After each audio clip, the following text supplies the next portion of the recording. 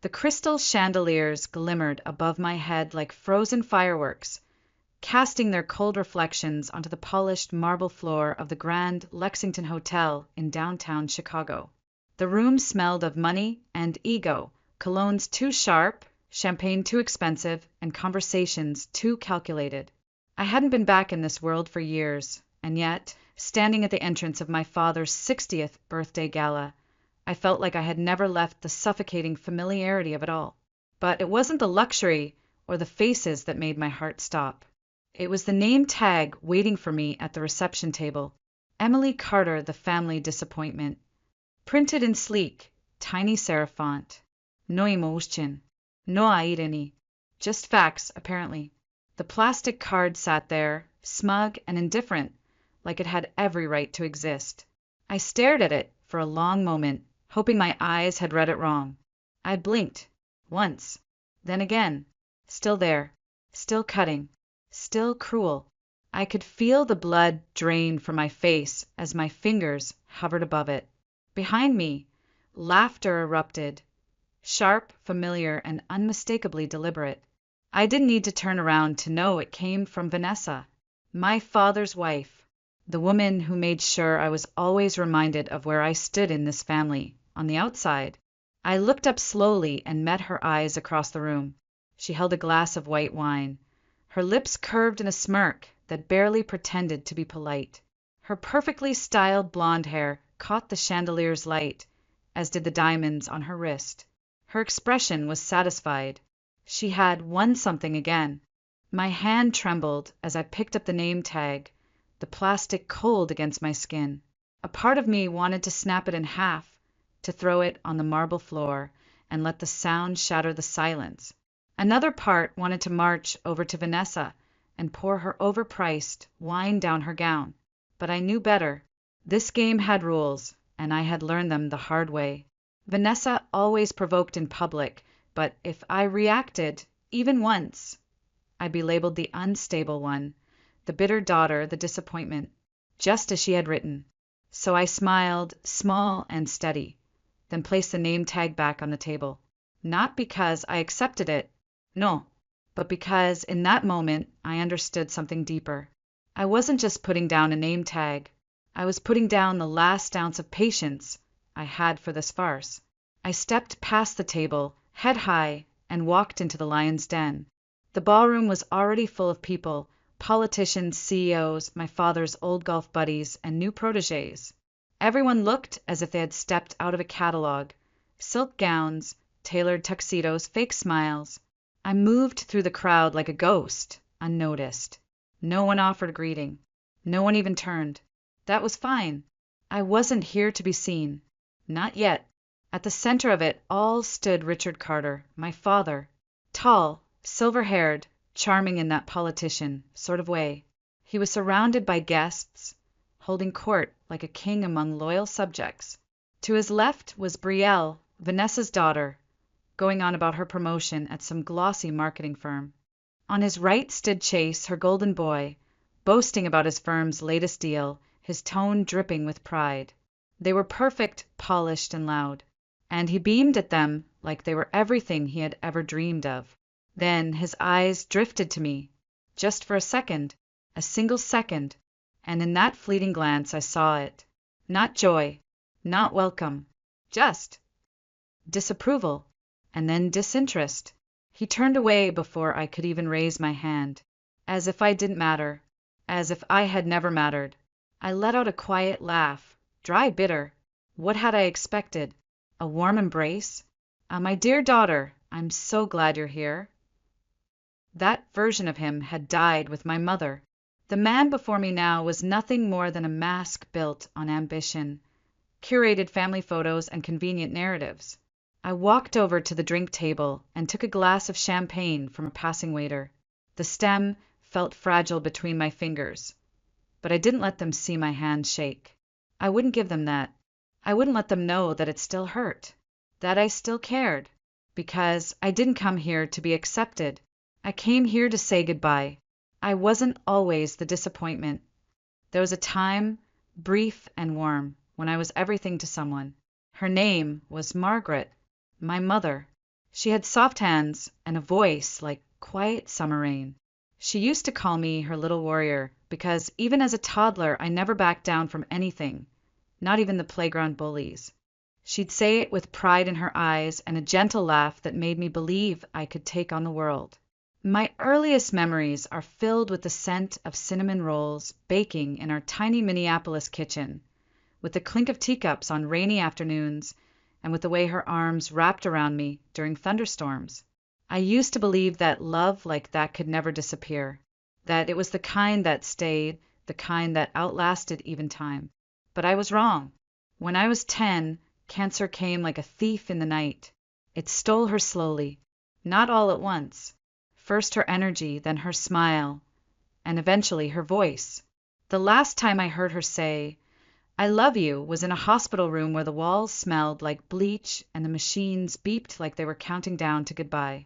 My father held her hand, but he never cried, not even once. I thought he was just trying to be strong for me. But now, looking back, I wonder if he had already started letting her go long before she ever slipped away. She passed in early spring. The snow hadn't fully melted yet, and everything outside our house looked dead and waiting. I remember sitting at her funeral in a stiff black dress, my legs swinging because they didn't reach the floor. People patted my head and whispered how strong I was. I didn't feel strong. I felt like someone had opened up my chest and taken something I couldn't name. Only a few months later, Dad brought Vanessa home. He didn't call her his girlfriend. He said she's a friend from work.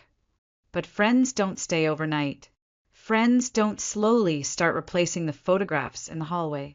And friends don't wear your mother's perfume, walk through your mother's kitchen, and sit in her place at the dinner table.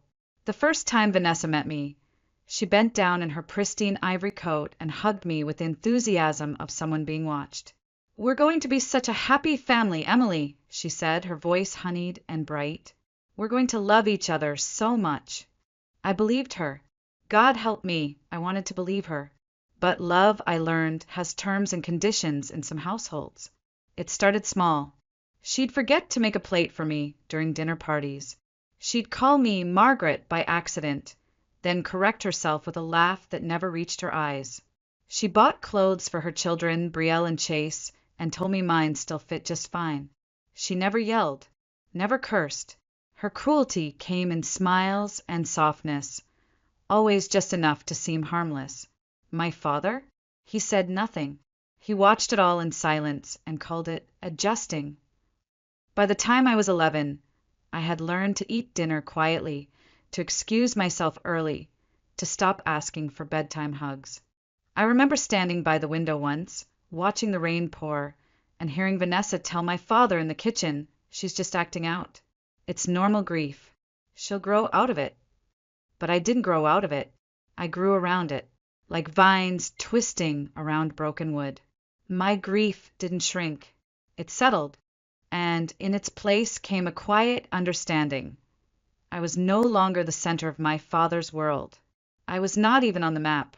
When Chase spilled juice all over my school project, Vanessa handed me the mop. "You're the big sister, Emily. Be responsible." When Brielle threw a tantrum at dinner, I was the one sent to my room to set an example. And on the night of my 12th birthday, when I sat waiting for Dad to come home with the cake he promised, he never showed up. He was at Chase's piano recital. Vanessa said I should understand. It was important to him. That's when the words started forming in my head. Quietly at first, like an echo I couldn't place. Disappointment, not because I had failed, but because I had become inconvenient. At 13, I stopped talking during dinner. At 14, I stopped inviting friends over. At 15, I stopped hoping he'd show up at my soccer games. And by 16, I had perfected the art of being invisible. They didn't push me away in one sudden act. They wore me down by inches, and one day I just disappeared. By the time I turned 18, I had one thing left that still felt like it belonged to me. My future. Not the kind sculpted by family dinners or holiday cards, but one I had slowly carved out on my own. My mother, ever the planner, had started a college fund for me when I was born. Every month, she set aside what little she could. My father used to tease her about it. "She's still in diapers, Margie," he'd say, laughing. "Let's worry about college when she learns to read." But Mom had just smiled and whispered to me, "One day, this will get you far away from here." It was the only thing she left behind for me that couldn't be erased. Her photos had been moved, her recipes discarded. Even her name stopped being said out loud. But that fund, those carefully saved dollars, remained. Or so I believed. Senior year came. I had applied to 5 universities and been accepted to 3. My heart was set on Northwestern, still close to home, but far enough to finally breathe. The acceptance letter arrived on a cloudy Tuesday morning, and I remember holding it in my hands like it was something holy. I carried it into the kitchen, where Dad sat reading the paper and Vanessa sipped coffee like a queen overseeing her kingdom. "I got in," I said, unable to keep the smile from my face. Vanessa looked up, one eyebrow raised. "Oh, to where?" "Northwestern," I replied. There was a pause, then a tight-lipped smile. "That's ambitious." I turned to Dad. "We can start the paperwork for the fund, right?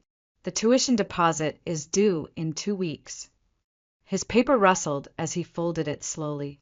"Emily," he said, like my name tasted foreign, "we need to talk about that." My stomach dropped. "The fund," I said, suddenly cold. "What about it?" He didn't meet my eyes. "I used it."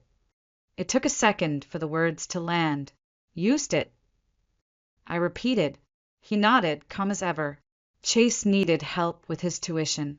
It was an opportunity he couldn't miss. I stared at him. "That was my money." "You're smart," he said.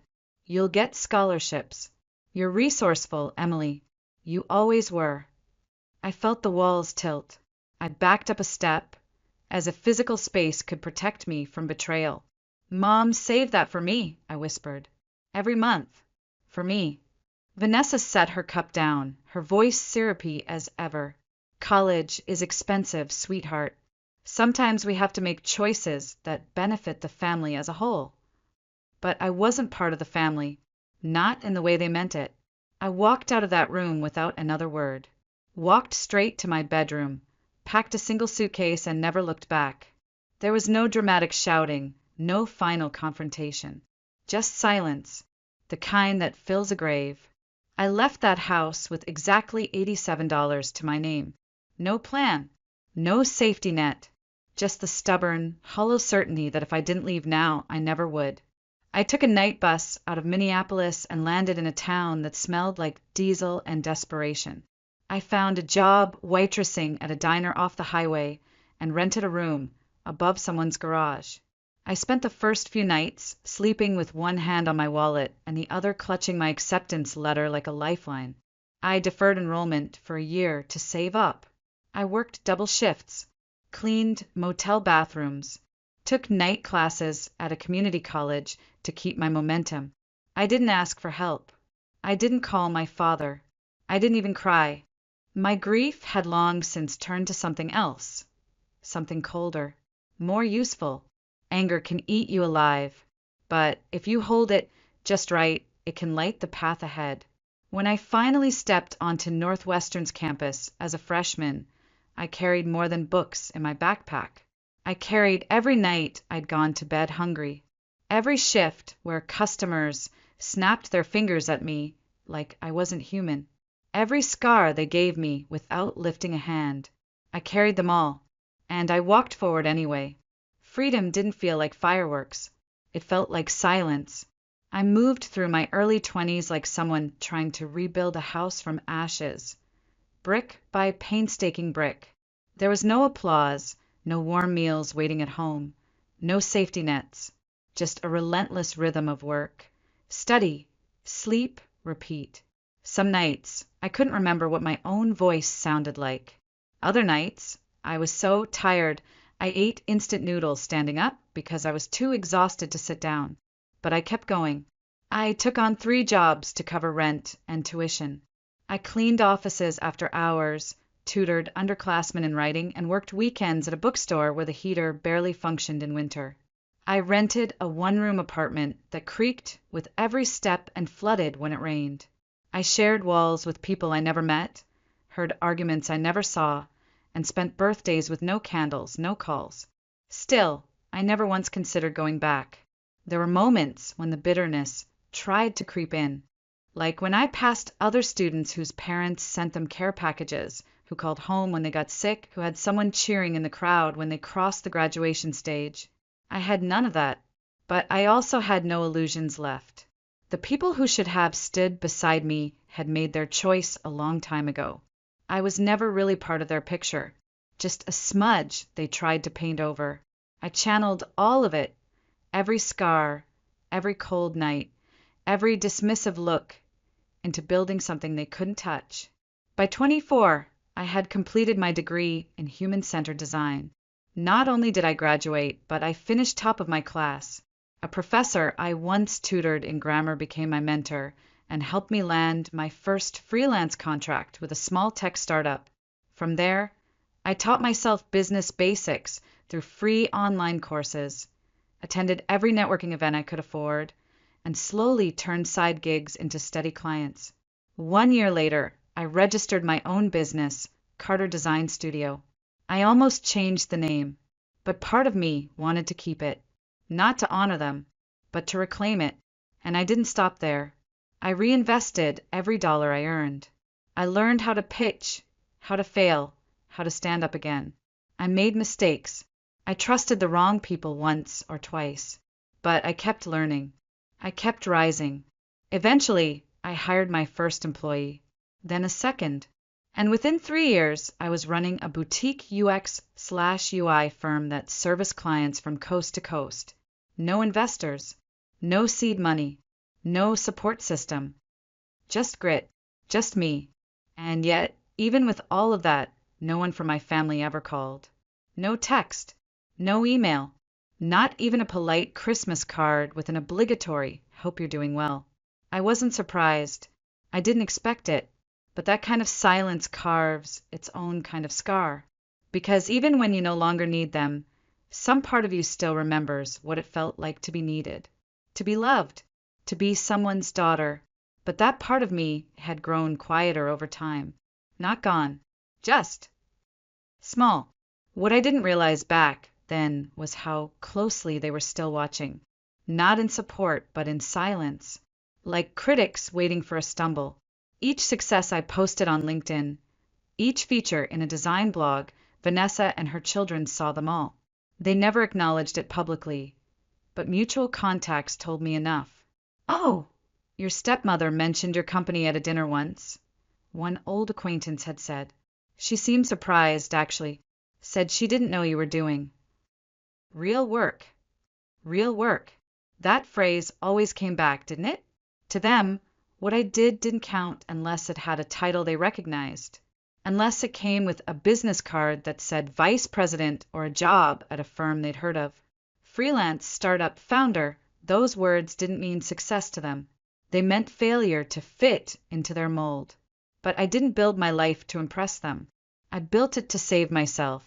And that, ironically, was what made it impossible for them to look away, even after everything I tried. Not often. Not with hope, but I tried. It started with a Christmas invitation.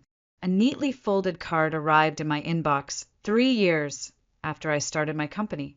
It wasn't from my father, of course.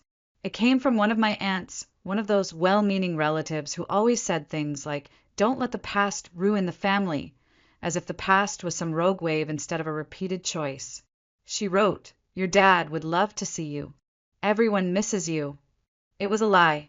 But I went. I told myself it was curiosity, maybe closure, maybe the final confirmation that I wasn't overreacting all those years ago. I wore a navy wool coat, a cream scarf, simple makeup. I looked like a woman who knew who she was. I brought a small gift. I even practiced my smile in the mirror before walking in. The moment I stepped through the door of the old family home, I felt it. That shift. Like walking into a room where you're not welcome, but too polite to be asked to leave. Vanessa greeted me with a surprised blink, followed by a slow smile that didn't reach her eyes. "Emily," she said, drawing out the syllables like they tasted foreign. "You made it." I handed her the gift. She didn't open it, just placed it on the sideboard with a distracted nod before calling out, "Brielle, look who's here!" Brielle emerged from the living room wearing a designer sweater and a diamond ring so large it could blind someone in direct sunlight. She gave me a once-over before offering a quick, "Hey," and going right back to her conversation about her wedding venue in Italy. Chase stood by the fireplace, drink in hand, bragging about the startup his friend's father had invested in, calling it entrepreneurship, while never mentioning he hadn't put in a single hour of actual work. And my father? He was standing beside the tree, dressed in one of his trademark suits, talking to a neighbor about property taxes. When he saw me, his expression didn't change. Not even a flicker of emotion. He walked over, glass in hand, and said, "Still doing that freelance work, huh? No hello. No how have you been. Just that."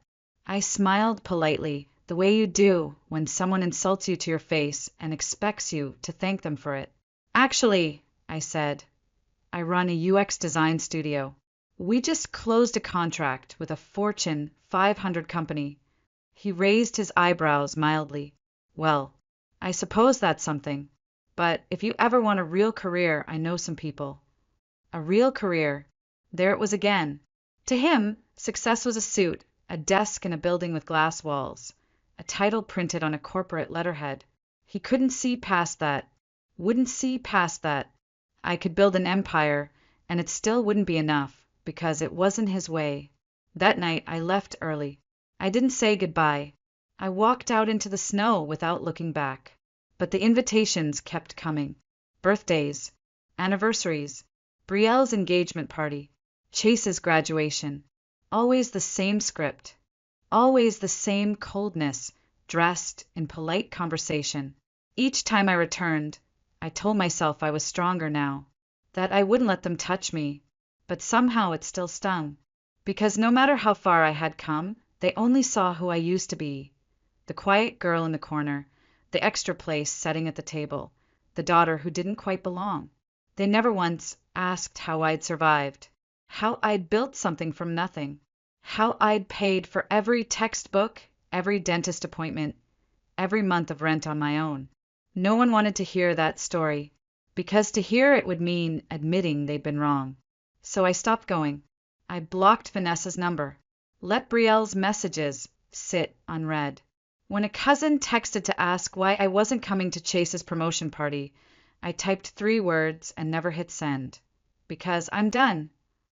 Eventually the invitation slowed. The silence became mutual.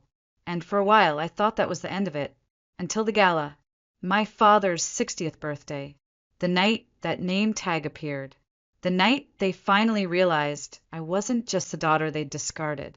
I was the woman they underestimated. And this time, I wasn't going to walk away in silence. The music swelled around me, violins, soft jazz, chatter like distant thunder. A waiter passed with a silver tray of champagne flutes, and I took one without thinking. The crystal was cold against my fingers. I stared at the bubbles, rising and bursting one by one, the way small things always seem to disappear before anyone notices. Across the ballroom, Vanessa laughed. It was a high, practiced sound, one I had heard 1,000 times. She stood with a small group near the bar, her arm looped casually around my father's. He looked as polished as ever. Black tux, crisp white shirt, a smile carved into his face like granite. To their right, Brielle stood showing off her diamond ring to a circle of admirers, her voice rising above the others like a siren call. "Dad paid for the whole wedding," she said. "But of course, that's just what parents do when their children have potential." I took a sip of champagne, letting the bitter taste sit on my tongue longer than necessary. Potential. That word again. It had followed me all my life, but never as something I had.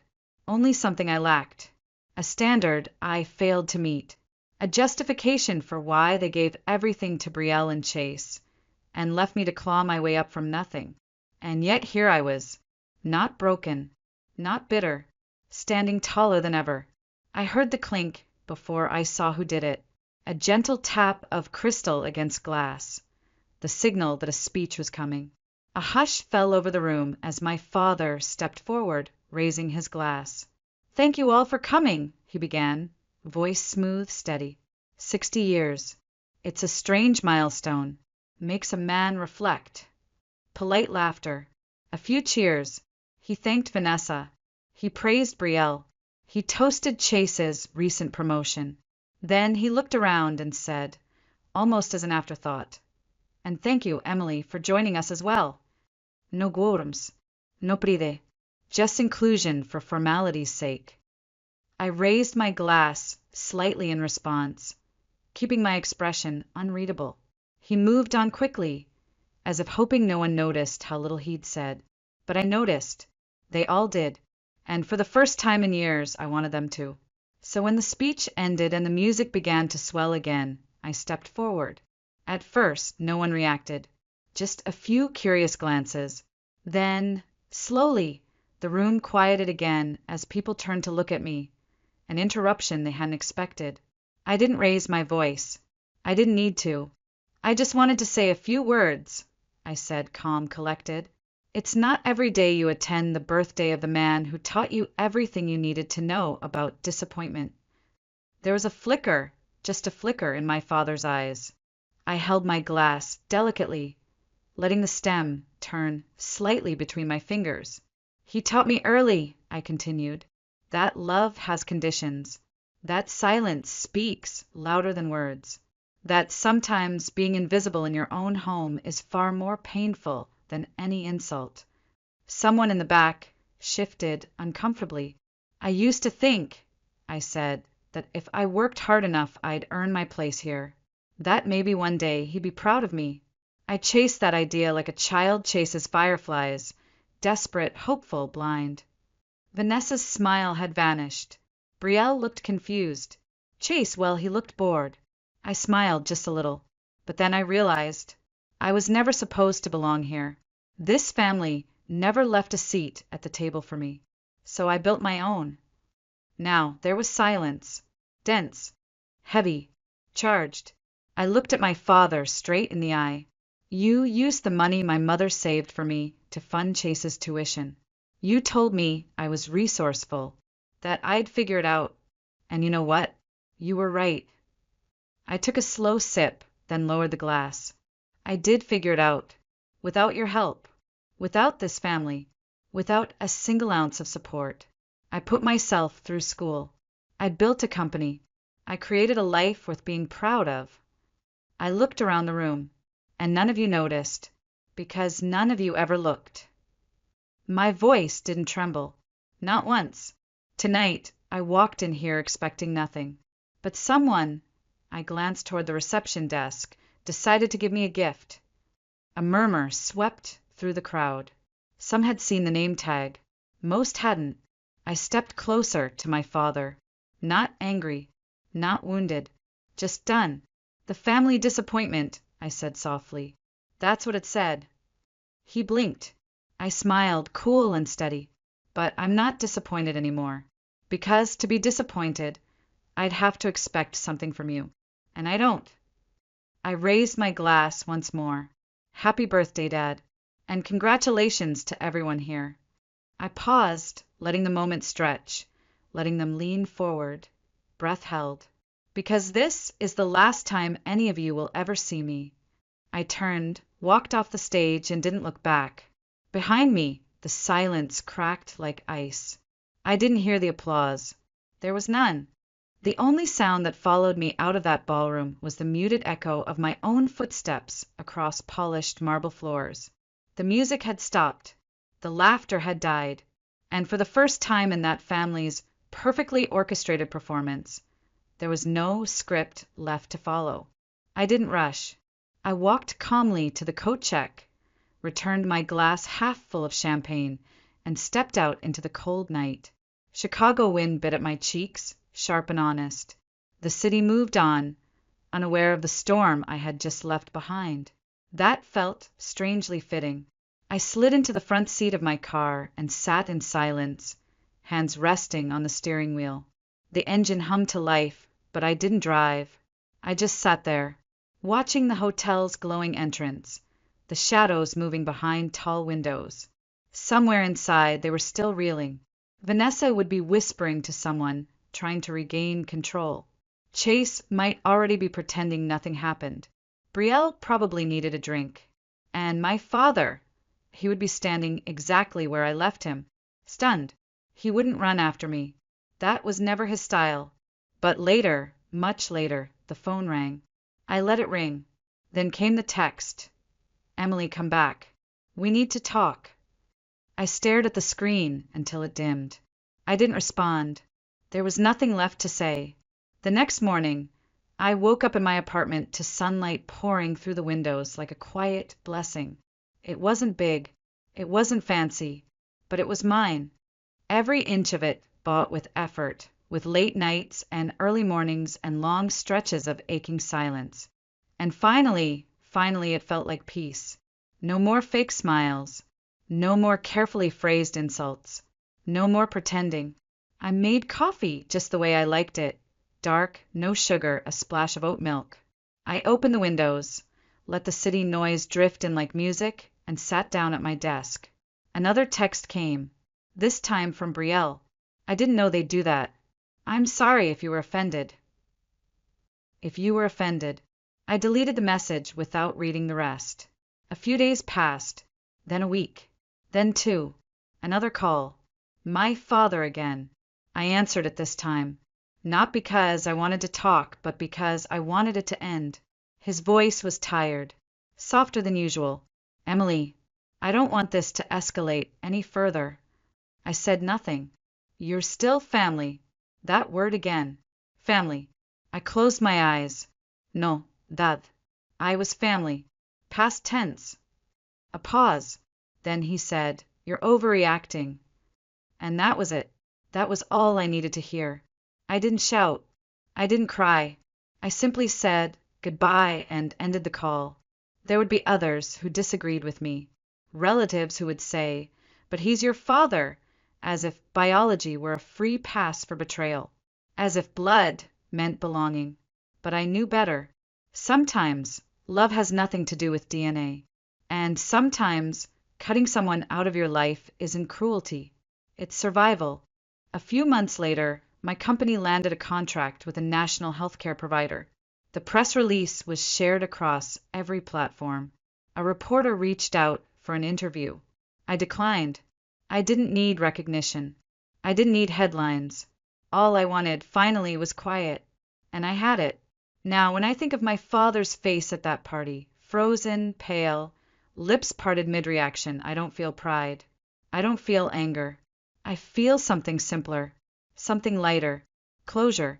The kind that doesn't come with apologies or hugs. The kind you give yourself when no one else will. He called me the family disappointment. But I was never the one who failed. He did. He failed to see me. He failed to choose me. He failed to love me when it mattered. And that's not something you ever really get back. So I moved on. Not because it didn't hurt, but because it did. And I survived anyway.